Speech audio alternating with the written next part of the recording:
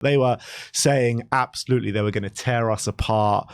If we go there and play our football, there is no chance we come away with a result. And all this kind of stuff that they were saying all these 1v1 battles, there's no chance that any of our players can come out on top.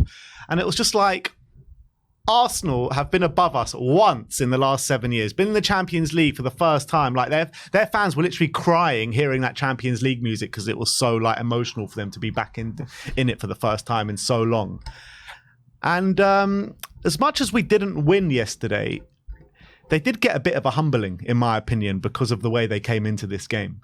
And like, you got to say that the way we conducted ourselves on that pitch yesterday is something to be admired about, with everything that's gone around with Spurs in the last couple of years and coming into this season. Ange Postecoglou and the team, I think for the most part, did play a blinder yesterday, especially in that second half. I would say like, in the opening stage of the game, Arsenal did put us under quite a lot of pressure.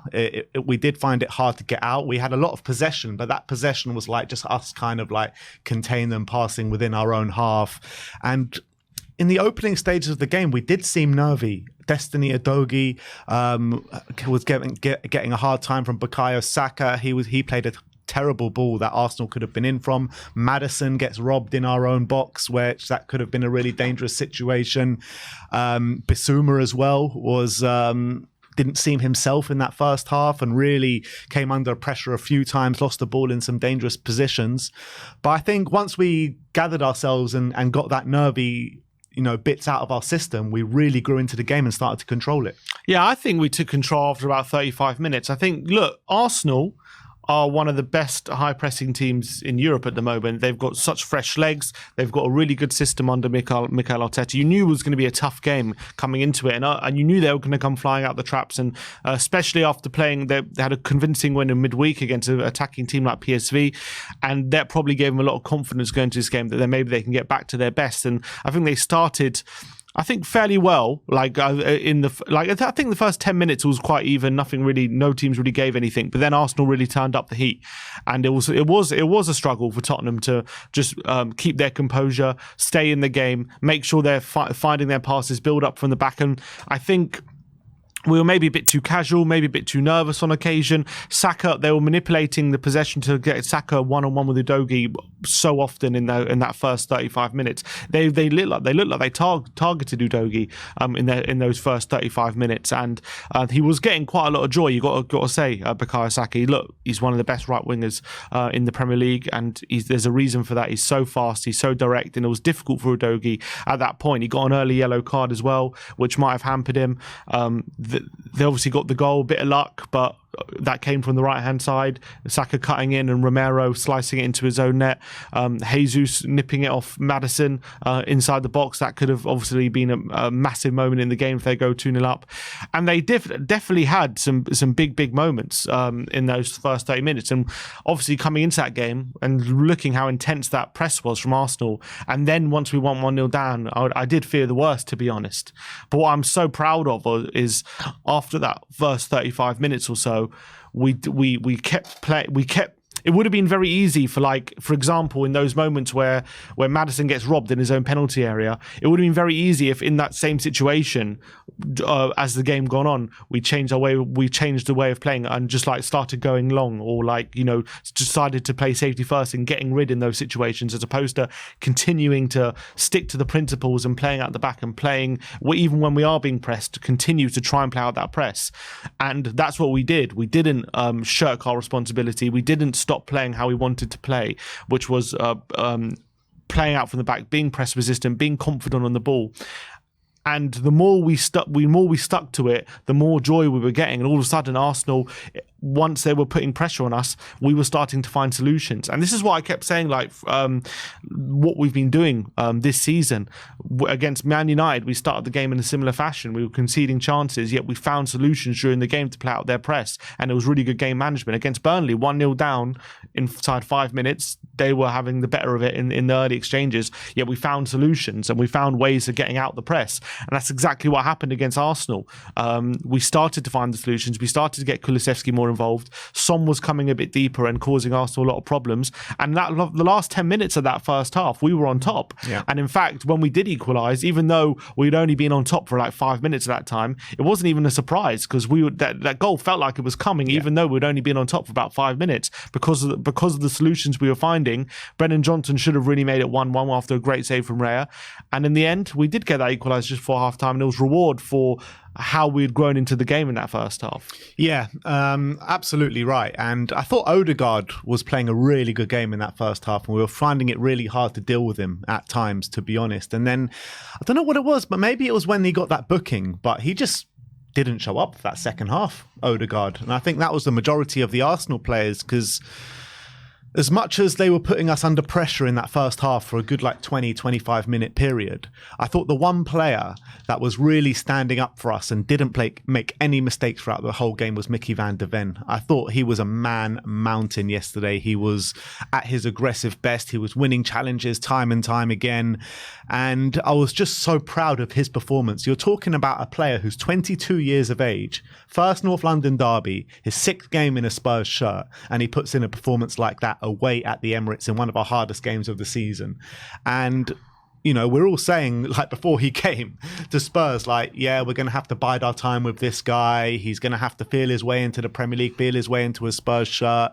But I mean, has he put in a bad display yet? I think he has been near perfect in a Spurs shirt. He's been unlucky because he had 2 own goals. Because he had one against Brentford. He has another own goal though, hasn't he? No, it was just one own goal yesterday. Yeah, it was one. Yeah. So yeah, I agree. And even in that game against Brentford, I remember if you're maybe an opposition fan and you're not seeing the whole game, you can think, oh look, he's had a dodgy start, he scored an own goal, and we conceded a couple goals. But I think we could all see in that Brentford game, this guy was so composed, didn't let that own goal affect him, and he went on to have a brilliant game. And he's literally barely put a foot wrong since. And you remember in the build-up to this game when we were doing the comparisons to the Arsenal players and the Spurs players, and we were talking about Romero against Gabriel, Romero against Saliba. Whenever we would mention Mickey van de Ven, it just gets laughed out the room. We didn't even get to have a debate on Mickey van de Ven against any of their players.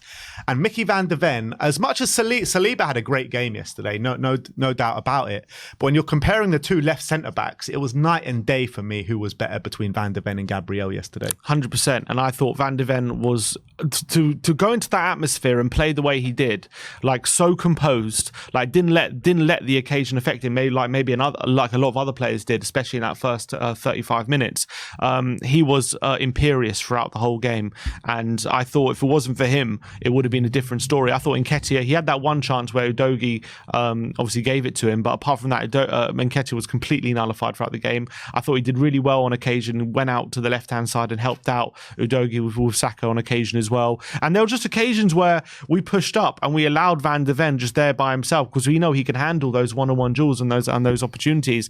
And when crosses were coming in the box, he was the one getting on the end of things as well. I was so proud of his performance, and to do that as a 22-year-old in your first few games in a Spurs shirt, we've seen defenders crumble in these situations for Spurs. I think it was Longley was in a very similar situation last season. It was one of his early games at the Emirates, and I thought he was terrible. He got completely overawed by the Arsenal backline. You can say it's tactics, whatever. I'm just saying, if you're comparing the performances, he's supposed to be a lot more of an experienced defender. He should have the tools a bit more to handle that situation, and he didn't. Yet Van de Ven is a young defender, and he came into this game and I thought put an outstanding performance. And that kind of temperament goes a long way to showing me that this guy is going to be a serious defender for us for many, many years to come. And I couldn't be happier with his start to life at Tottenham. Yeah, totally agree. So when you're looking at first, in the 25th minute, Arsenal go 1-0 up with a very unlucky own goal from Coutinho Romero. Saka gets the cross in, he puts out a leg and it goes into the back of the net.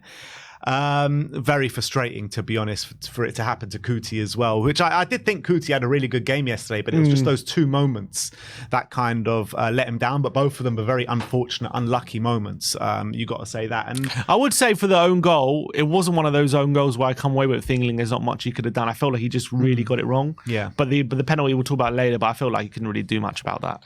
Yeah. No. Yeah, you could say that, but it's still an unlucky moment, isn't it? Yeah. And I thought, like you said, in the last 10 minutes of the first half, or maybe a bit less, then Spurs really gained control. Spurs did get that goal on the back of it.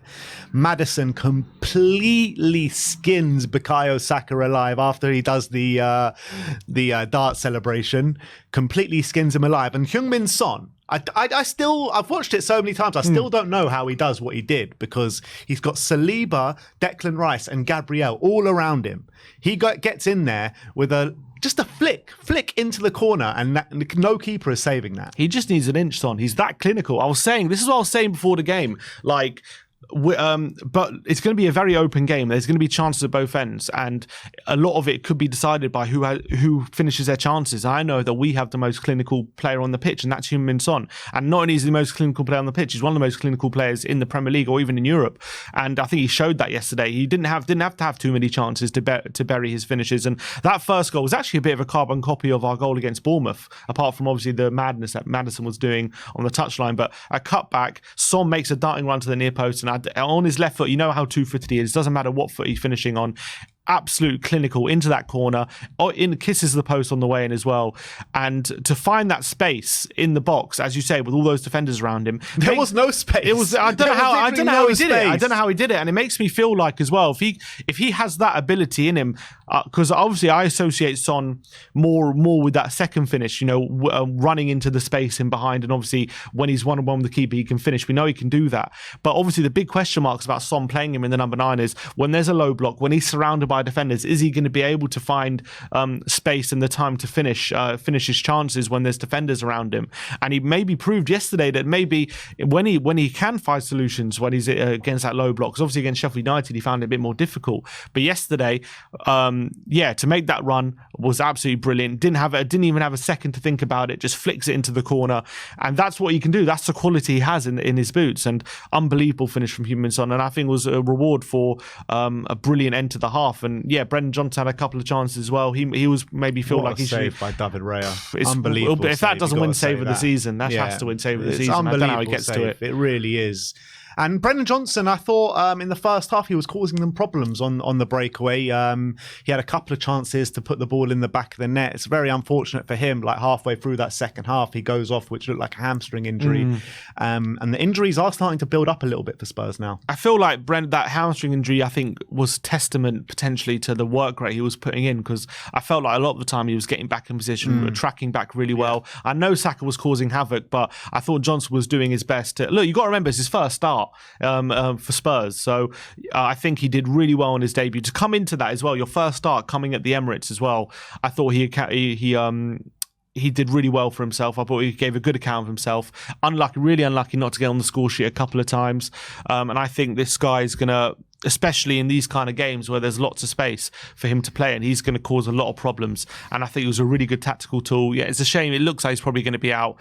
I'll be surprised if we see him before the international break again, to be honest. So that's just look, that's going to happen, and it's unfortunate for him. We'll have to wait and see what the scan brings. But I was really happy with Brennan, and I think wasn't a incredible performance, but I just thought, given the circumstances, he did very, very well. It'd be very easy for him to have an anonymous display in this kind of game, and he definitely wasn't that. Yeah, it's just frustrating that it's like him and Perisic gone at the same time, pretty much. Obviously, Perisic is much worse. Probably never going to see Perisic again, so we can probably count him out as a Spurs player at this point.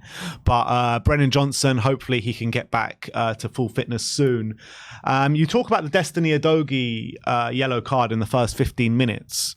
But when we were on top, what really frustrated me and what really worried me was Bissouma and Sarr getting booked right at the end of that second half of that first half, and you're starting to think, wow, are we going to get a sending off here? Because two of our central midfielders booked, which was really important for us to regain that kind of control in the second half, and I thought that was going to be really difficult with both of them booked. And we were struggling on top of that as well. Yeah, well, not at that point. We kind of gained control at that point, but Destiny Udogie as well being booked against Bukayo Saka for that whole second half, I thought, wow, we're in for it here. But Udogie was growing and growing and growing throughout that game. I thought what really kind of swung it in our favour a lot in that second half was Declan Rice going off at half time. I thought that was a massive plus for us, because Rice was playing, he was probably one of their better players in the first half. He was controlling things in the middle of the park. I thought Vieira going off wasn't really, I don't think he was really suited to the game. I thought he was being physically overawed pretty much for the majority of the first half. So I think it was a good decision from Arteta to take him off. I think apparently both injuries, apparently. Oh, Arteta said it was tactical, the Vieira one. Did he? Yeah, after the game. Okay. Someone said, well, I was watching the interviews from, it was Arsenal fans, wasn't Arteta, but they both said it was injuries. So maybe not. Arteta, I was watching his post-match interview. He said Declan Rice was an injury and Fabio Vieira was tactical. So I think that made sense from Mikel to do that. But I think the Declan Rice one really did open them up massively. And I think Bissouma, once Declan Rice went off, completely controlled that middle of the park. Jorginho did not know how to deal with anything that Spurs threw his way. And obviously, the penalty comes very early on in that second half. What did you make out of the penalty? Because I thought it was really harsh. I think it's harsh. There's at the end of the day, there's not much Romero can do in that situation. He's going to block the shot. The shot gets deflected, and then it goes, and then it hits his arm. Yes, the arm is high, but at the end of the day, when you're looking to block a shot, you've got to try and balance yourself. I think that's a natural position for what he's trying to do, for what he's attempting to do. So do you I understand like the ball's going like heading to the goal, and obviously Bissouma's there. He might have blocked it, he might have not blocked it. We don't know. Obviously, if it's Spurs, I'm going to be shouting for a penalty. I just think, in my opinion, if the referee gives the penalty at that moment, I don't have any complaints. The fact that VAR goes back to it, though, that's what I complain about because I think 50% of people think that's a penalty. 50% of people think that's harsh. It's not a penalty. So I don't see why VAR. It's not a clear and obvious mistake, in my opinion, unless the referee has said to the VAR, "Look, I don't even know if it's hit his hand or not. I don't know what's happened." Then I can maybe understand. But if the referee's seen it his hand and he's decided at that point, look, I think it's. Look, also, we've got to put in the proximity as well. Like, there's no time to react. He was very, very close to Romero as well. The proximity of the shot. So I just think I've got a few complaints about VAR getting involved because they've not got involved in other situations. They're a bit like the Man United one, which a lot of people did think was a penalty. That VAR didn't get involved in that. So I don't understand why they are getting involved in this one. As I said, a bit like the complaints I had about the Son one early in the season against Brentford. I thought it was a penalty potentially, but I just didn't think it was clear enough for VAR to be getting involved. And I don't think these are the incidences VAR should be stepping in on, in my opinion, when it's a close call. Yeah, no, that's basically the question I was going to ask you. Do you think, because I was thinking, if the ref points to the spot there and then fine, we got no complaints. But to go back to VAR, I thought it was very harsh on Cuti and they Romero. was looking at it for 5 minutes, so clearly they weren't 100% sure VAR. It wasn't like one look, clearly it's a penalty. It was like, was it not? It was a very close decision. So I don't think VAR should be getting involved in close decisions like that. As soon as it went back to VAR, I knew they were going to give it. You knew. But look, that lead only lasted a few seconds because James Maddison darts down the other end, a lovely ball into Heung-min Son, and you just knew what was going to happen once that reached Sonny Boy. Raya had no chance in the bottom left-hand corner, and scenes in that away end when we scored that second goal, and it was just like all the kind of memes and streams coming out of it.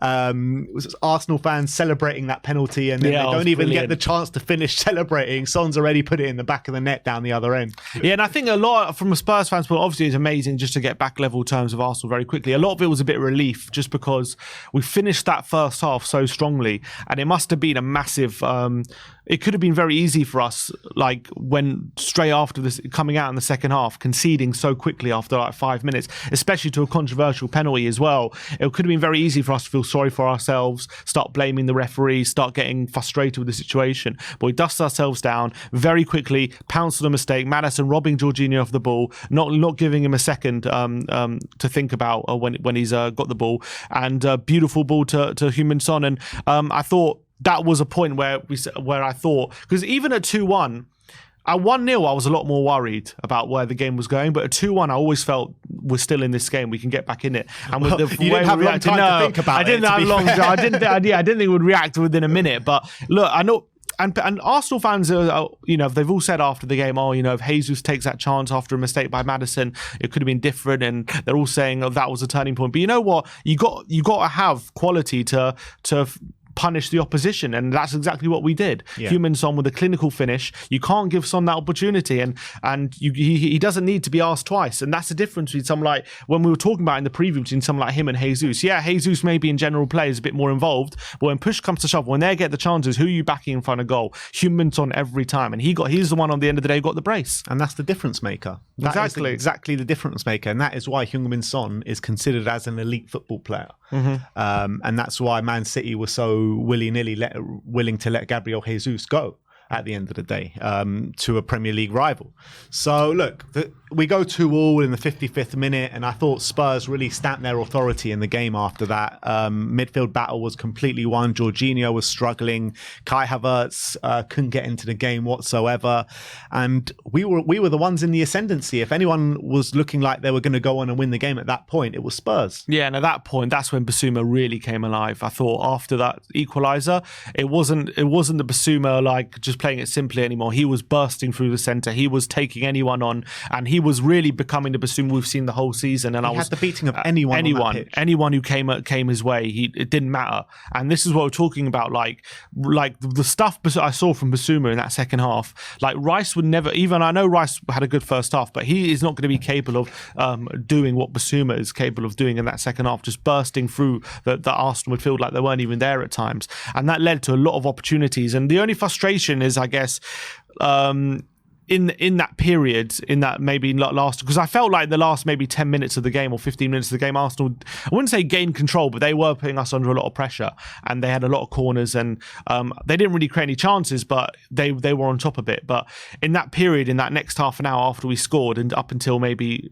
5 minutes before the end of the game, we really had control, and we were the ones opening up Arsenal, especially in their midfield, a lot. The only a bit, I guess, disappointment is maybe we didn't do enough with those good, promising situations that we did carve open. Yeah. We had a lot of times we're just getting in on their final third and weren't able to create the good quality chances maybe we should have. And the amount of times Basuma was getting in on their getting past their midfield and creating opportunities for the other players, we probably should have made more of those opportunities. That moment where Porro gets on the right hand side, he has two players in the box. After brilliant football from Spurs to engineer that opportunity, just didn't get the cross right, and that would have been a massive moment. And then obviously I can't remember what minute they went off, but when Son and Maddison did go off, we just lost. It was 78.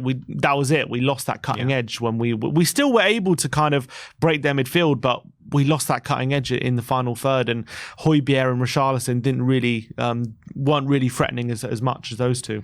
Yeah, it's a shame because Richarlison actually got the ball in some really good areas, and I felt like if Heung-min Son picked up the ball where Richarlison picked up the ball in the last kick of the game, then maybe we could have celebrated an unbelievable last win. Like, because Son's got that unbelievable finishing ability where he can just finish it from anywhere on the pitch, where you don't have the same confidence when Richarlison picks up the ball, it was frustrating that Son and Maddison had to go off at the same time, because those two are our really influential and danger men players on the pitch. So it was frustrating, but we got to talk about the Nketiah decision when he goes flying in on Vicario, studs up. Such a dangerous challenge. If it's a bit more to the left and he connects with the studs, that's a leg breaker. Yeah, that really is a leg breaker. And I do not understand how that is not a sending off. Like, in what world is that not a sending off? Yeah, it's 100% a sending off. I think he's extremely lucky to get away with it. I think he's very lucky VAR didn't take a look at that and say, maybe you've got it wrong. I think he's only I guess he gets away with it because his studs didn't make contact with Vicario. He kind of, Vicario goes in between his legs, very luckily for him. Otherwise, that could have been a really serious injury for him. So I think Nketiah is extremely lucky that he just slightly misses contact. But even then, it was still extremely dangerous tackle. Like, Vicario could have rolled his ankle or anything. His foot was planted. And I think it was a reckless challenge as well, completely out of control. Didn't need to make that challenge as well. It was just a ridiculous. It's gone 10 years before. Yeah, I just think it was cynical. I think he's very, very lucky that it wasn't a red card. I think he just about gets away with a VAR intervention. I'm not saying I don't think VAR definitely should have got involved. I just think the referee made the wrong call. I think the referee should have given him the red card, and that should have been that. I just think he's lucky the referee didn't pull out the red. Very lucky. But if I'm saying the VAR should have a high bar, I'm okay with VAR not getting involved in that situation. And then after that, we we showed our dominance for maybe 10 more minutes until the two star men, Sonny and Maddison, went off. And then, like you said, we lost a lot of impetus in the game. Arsenal really started to put us under a lot of pressure, corner after corner after corner. But you know who I thought stood up really well when we were getting under pressure from those corners was Vicario. How many times did he catch the ball? How many times did he punch it out? He was so dominant in that penalty area. And I felt Vicario was brilliant throughout the whole game, to be honest. I thought, look, you can't have too many complaints about the penalty. You can't have too many complaints about the own goal. He was just completely he couldn't have saved either of them. Well, he could have saved the penalty if he stood still, but it's a penalty at the end of the day. But everything that came his way, I thought he dealt with a really high standard. Yeah, 100%. I thought he was exceptional throughout the 90 minutes as well. Made some big saves in that first half to make sure that we weren't going, we were staying in the game. And then second half, we didn't have too many saves to make apart from that one late one from Saka. But yeah, the corners I thought we stepped up really well from those corners in the late game, because I thought a lot of the times, obviously we conceded, the penalty came from a corner, and we looked like we were, if they got too many corners, we could be in a lot of trouble. But I thought we actually, in those last 10 minutes, they had about 4 or 5 corners, and I think we stepped up to challenge very well. Vicario made some really good punches, made some really good catches as well. I thought Romero did really well in those last 10 minutes as well, really stepping up well for the team, and Van de Ven. So I think when we were backs against the wall a bit in the latter stage of the game, and we could have even nicked it because we had a late chance with Richarlison as well. So even though we were under pressure for those last 10 minutes, we still offered a bit of attacking threat as well. Unfortunately, we didn't make the most of it, but I thought defensively we were so strong, and I was really proud, because it would have been could have been easy for us to crumble in that situation, but we showed that, we're not going to crumble in these situations. We're stronger. We're made of stronger stuff now. So hopefully in the long term we are, but definitely in this game we were. Yeah, and a couple of players that I wanted to mention, Pedro Porro, who I think is just growing and growing and growing in a Spurs shirt. And I thought yesterday was probably the best defensive display of the season. Nothing got past him throughout the whole day. They just couldn't get any spare change out of him. I wanted to see a bit more from him going forward, to be fair, but I thought as a defensive display, I thought it was absolutely top notch. Yeah, I mean, Jesus, I think maybe got the better of him on 1 or 2 occasions that first half. But other than that, Porro pretty much, I think he got taken off in the end, Jesus, because he was getting not getting enough joy really out of Porro. I thought there was a couple of occasions as well where he played it into him and he played some really good first time passes into space. And that's what I like about Porro. He seems to have a picture on the pitch of his mind, and he's confident enough to play a pass where I know where it's going to go, with like having done a few scans before he receives it. And there was one, I think it was actually the chance that he had where he could have squared it to Son, but in the build up to that chance, he played a lovely pass into Maddison, into the space in the centre when they were pressing us, and it really allowed us to get up the pitch. And I think he's such an underrated passer just in general play as well, and he's really growing game on game. In the big thing people worried about in these big games, is he not going to be a defensive liability? Are we going to need someone like Emerson in these games?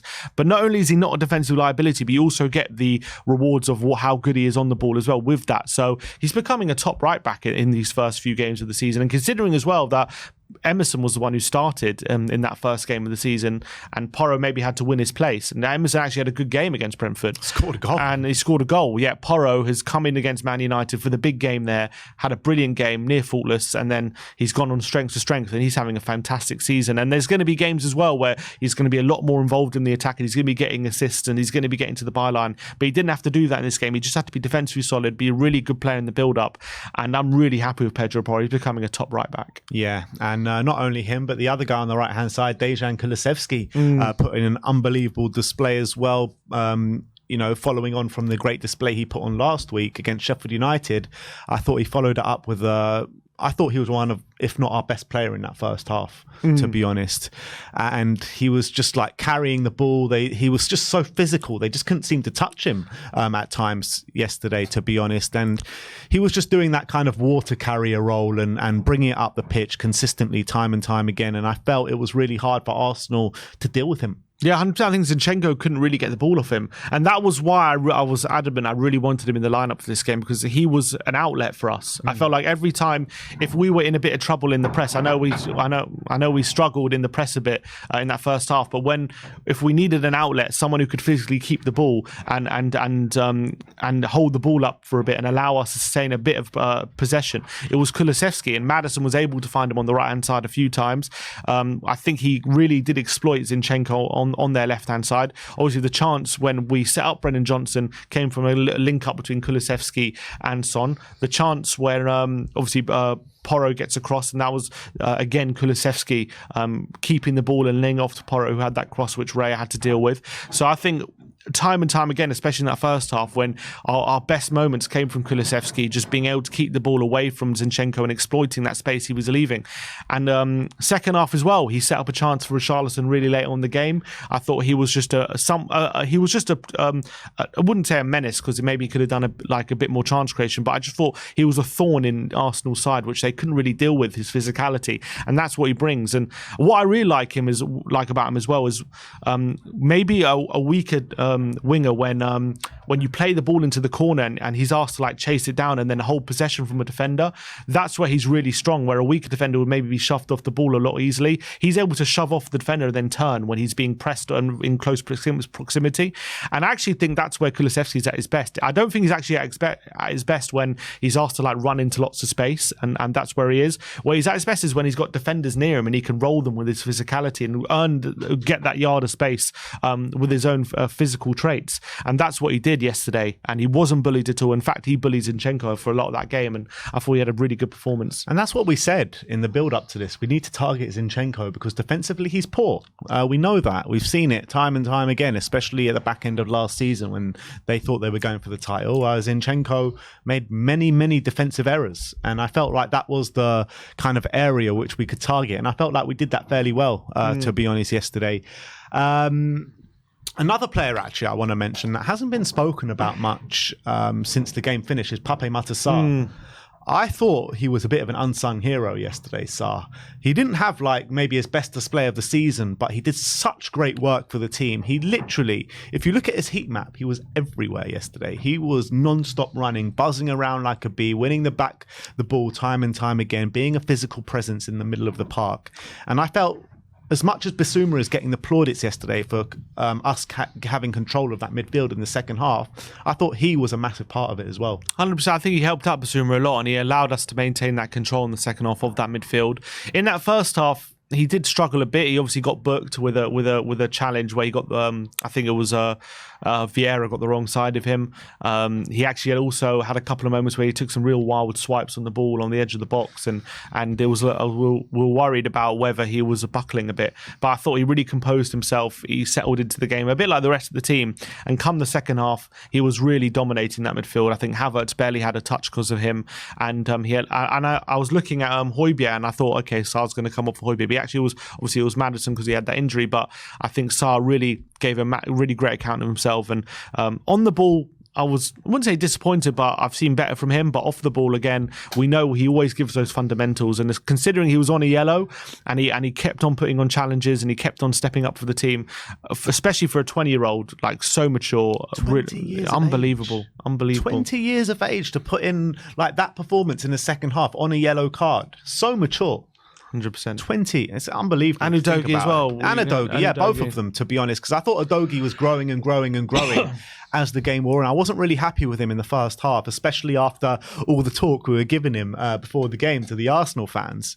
But I felt like he was one of the best players in that second half. And the way he was carrying the ball, the way he was being physical up against Saka, I thought he won that battle against Saka in the second half. 100%. And as Pat Ange said in his press conference, that he felt like Udogie was having a difficult time in the early part, but he ended up being the dominant player in that on that wing. And I think that's absolutely correct. And at the end of the day, I think the stats really got, he made 8 tackles, more than anyone on the pitch. And considering you're on a yellow card against Bukayo Saka as well on that side, one of those tricky wingers in the Premier League, he really stepped up. He didn't get overawed by the situation he was in. Really he was given a lot of trouble in that first half an hour or so. And you're thinking it's going to be a very difficult day for him, but he ended up coming out on top. And that is for me the most impressive thing, because when I think a lot of young players in that situation would have been maybe after being beaten a couple of times by Saka and the fact that there's 1-0 down coming from his side as well and being booked, it would have been very easy for him to be very low on confidence. But what I really liked, and I